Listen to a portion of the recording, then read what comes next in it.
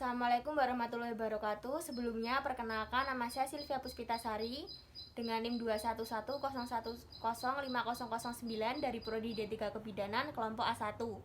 Baik, di sini saya akan melakukan pengajian data objektif yang meliputi pemeriksaan fisik bayi, pemeriksaan refleks bayi, pemeriksaan antropometri, dan juga pemeriksaan tanda-tanda vital.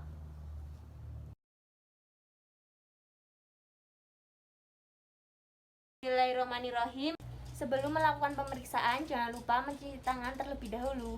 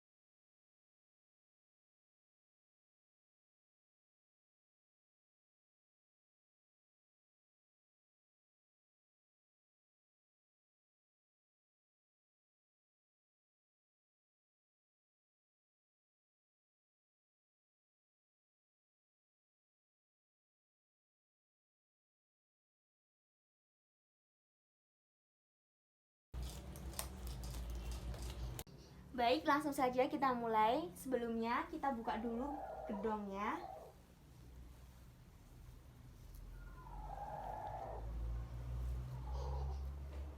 Dan juga bajunya.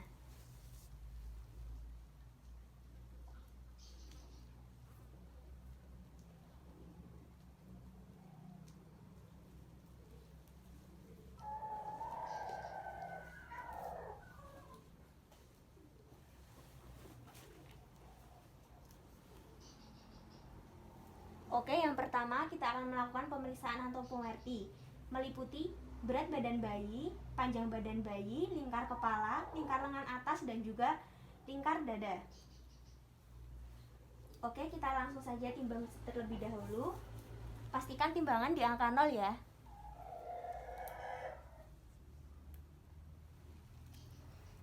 Berat badan normal bayi yaitu 2.500 sampai dengan 3.000 gram.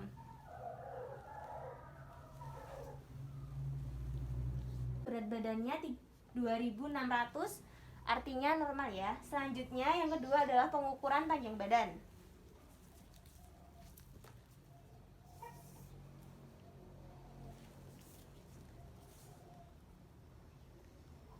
Panjang badan normal pada bayi yaitu 47 cm minimal. Oke, kita lanjut. Yang ketiga adalah pengukuran lingkar kepala.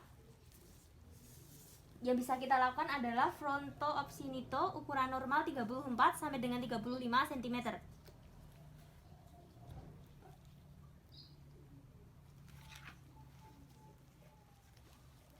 Yang keempat adalah lingkar dada.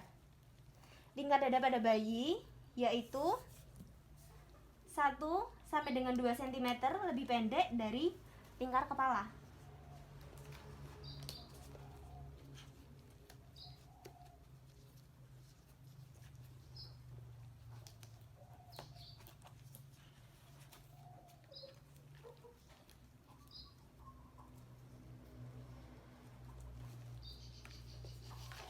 Yang terakhir adalah pemeriksaan lengan atas.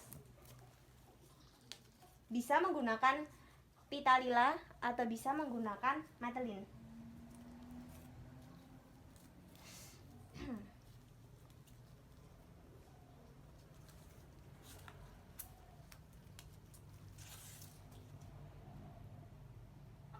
Ukuran normal lingkar lengan atas bayi yaitu lebih dari 11 cm. Pengukuran vital sign atau pengukuran tanda-tanda vital pada bayi terdiri dari pengukuran suhu tubuh pada bayi, pengukuran pernafasan, dan juga pengukuran nadi. Oke, kita lanjut. Pengukuran suhu tubuh pada bayi menggunakan termometer, dan jangan lupa bersihkan menggunakan sep alkohol. Suhu normal pada bayi yaitu 36,5 sampai dengan 37,5 derajat Celcius.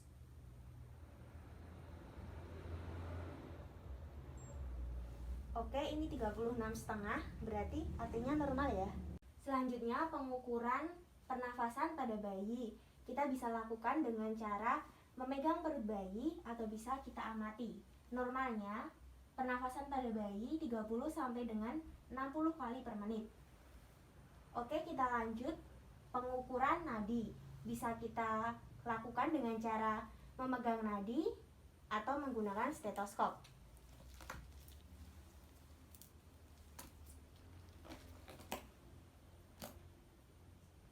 Normalnya nadi pada bayi lebih dari 100 kali per menit dan kurang dari 160 kali per menit.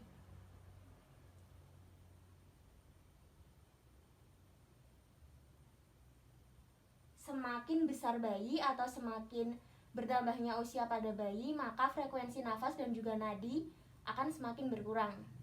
Baik, setelah melakukan pengukuran tanda-tanda vital pada bayi, kita lanjut untuk melakukan pemeriksaan fisik pada bayi, dimulai dari kepala hingga ujung kaki. Kepala kita lihat secara inspeksi dan palpasi. Ukuran kepala pada bayi mesosepal, mikrosepal, dan juga makrosepal. Ukuran normalnya adalah mesosepal, mikrosepal ukuran jauh lebih kecil dari ukuran normalnya, lalu makrosepal ukurannya jauh lebih besar dari ukuran normalnya. Yang kedua adalah ubun-ubun. Apakah dia datar, cekung, atau menonjol? Ukuran normalnya adalah datar. Ketika cekung berarti dia ada tanda-tanda mengalami dehidrasi. Kalau menonjol berarti ada tekanan pada intrasikal. Selanjutnya sutura. Apakah ada tumbang tindih atau tidak? Normalnya tidak. Selanjutnya adalah rambut. Kita lihat apakah ada perseberahan rambut yang tidak merata atau tidak. Kita lihat juga ubun-ubun. Adakah benjolan seperti benjolan berupa cairan darah atau cairan lainnya? Normalnya tidak ada. Selanjutnya telinga. Kita lihat juga ada dua atau tidak. Kemudian simetris atau tidak? Normalnya adalah simetris. Kita cek juga, kita lihat juga apakah ada pengeluaran berupa nanah atau darah atau pengeluaran lainnya. Normalnya juga tidak ada. Selanjutnya kita pegang di bagian dua belakang telinga, apakah ada pembengkakan atau tidak? Normalnya tidak ada pembengkakan. Pada usia 3 bulan bisa dilakukan tes pendengaran di dokter THT. Selanjutnya mata. Kita lihat bagian matanya. Pada mata juga harus dicek apakah ada bintik putih pada selaput mata atau tidak. Salah satunya tanda gejala sindrom Down. Selanjutnya stradismus. Ada atau tidaknya biasanya disebabkan karena pelemahan pada otot bayi baru lahir. Biasanya akan sembuh beberapa minggu setelah kelahiran bayi. Jika beberapa minggu belum juga sembuh, wajib dikonsultasikan terhadap dokter. Selanjutnya di mata kita juga harus memeriksa refleks pada mata. Yang pertama adalah refleks burning. Refleks mengikuti arah cahaya. Bayi normalnya pupilnya akan mengikuti arah cahaya. Yang kedua adalah refleks eye blink. Ketika kita goyang-goyangkan, maka dia akan berkedip. Yang ketiga adalah refleks pupilari. Ketika cahaya didekatkan, pupilnya akan mengecil. Ketika dijauhkan, pupilnya akan membesar. Selanjutnya kita cek juga skleranya, warnanya apa? Normalnya berwarna putih. Jika kuning, kemungkinan bayi uterus, dan jika merah kemungkinan bayi mengalami infeksi pada mata. Dan juga apakah ada nanah yang keluar dari matanya atau tidak. Selanjutnya kita lanjut ke pemeriksaan pada hidung. Kita lihat di septum itu ada di septum di tengah-tengah antara lubang kanan dan kiri. Septumnya utuh atau tidak. normalnya utuh sehingga akan membentuk dua lubang kanan dan kiri. Kita lihat juga adakah gerakan cuting hidung. Cuting hidung adalah gerakan mengkempas-kempis. Kita lihat juga pengeluarannya, apakah ada sekret. Normalnya tidak ada. Oke, kita lanjut ke mulut.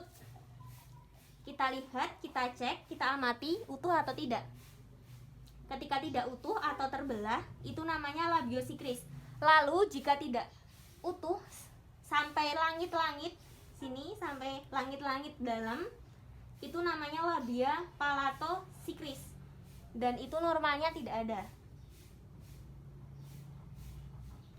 Oke, kita lanjut. Refleks ketika kita pegang pipi kanan, bayi akan menoleh. Itu namanya refleks proteng. Di mulut juga ada refleks sucking, yaitu refleks menghisap. Kita bisa melihat ketika bayi menyusu apakah dia bisa menghisap puting ibunya sendiri atau tidak. Selanjutnya yang terakhir adalah refleks menoa atau refleks saloing. Ketika ia menyusu apakah dia bisa menelan atau tidak. Lalu yang kita lihat adalah leher bayi. Sini. Leher bayi, adakah ada pembesaran kelenjar tiroid terletak di sini atau tidak? Selanjutnya, adakah pelebaran vena jugutaris atau tidak? Selanjutnya, apakah ada pembesaran kelenjar getah bening berada di sini? Kelenjar getah bening atau gondok ada atau tidak? Di leher juga ada refleks tonikek, mengangkat kedua tangan bayi, maka kepala bayi akan ikut mengangkat perlahan-lahan. Itu namanya tonikek. Refleks tonikek. Selanjutnya, atau tangan bayi diangkat begini, lalu tangan bayi ke samping begini. Itu namanya tonikek positif. Ia akan ikut menoleh. Jadi gini, terus tangannya yang satunya lurus gini, maka dia akan ikut menoleh ke tangannya yang lurus. Oke, kita lanjut pada pemeriksaan pada dada. Kita lihat bernafasnya, apakah ada retraksi dinding dada atau tidak. Retraksi dinding dada adalah cekungan pada saat ia bernafas. Normalnya tidak ada. Ketika ada retraksi dinding dada, maka ia ada infeksi pada pernafasannya. Selanjutnya, pada saat melakukan pemeriksaan dada, kita bisa menggunakan stetoskop untuk menentukan ada atau tidaknya wheezing. Wheezing adalah bunyi selain detak jantung. Pada saat bernafas, kita juga bisa dengarkan apakah nafasnya itu bersih atau tidak. Apakah ada bunyi seperti tidur, itu bunyinya seperti ketika bayi nafasnya seperti itu, berarti ia ada permasalahan pada pernafasannya. Selanjutnya, yang terakhir adalah kita lihat puting susunya. Sini. Simetris atau tidak? Normalnya adalah simetris. Selanjutnya, kita ke perut. Di perut kita raba. Ketika kita raba bayinya tidak menangis, berarti perutnya adalah lembek atau tidak keras. Ketika menangis, dia akan cenderung lebih keras. Selanjutnya ke tali pusat. Kita lihat tali pusat masih basah, kering, ataupun belum. Ketika masih basah, kita lihat beberapa hari. Ketika 3 hari masih basah, kita perlu bertindak lanjut atau kita perlu waspada. Tali pusat biasanya akan lepas sendiri ketika bayi berusia 5 hari. Selanjutnya kita lanjut ke genitalia. Kebetulan di sini genitalianya adalah perempuan. Ketika perempuan itu labia minor masih menyatu dengan labia mayor. Kita lihat apakah uretra berlubang atau tidak. bisa kita tandai dengan bayi sudah buang air kecil. Selanjutnya di anusnya berlubang atau tidak bisa kita tandai dengan keluarnya mekanium. Selanjutnya kita lanjut di ekstremitas. Kita bisa lihat di gerakan tonus otot positif atau tidak. Bisa kita lihat ketika ia menangis, ia bergerak, ataupun lain-lainnya. Refleks formar adalah ketika tangan kita letakkan di telapak tangan bayi, otomatis tangan bayi akan menggenggam seperti ini. Ini tangan kita, ini tangannya bayi, dia otomatis akan menggenggam sendiri.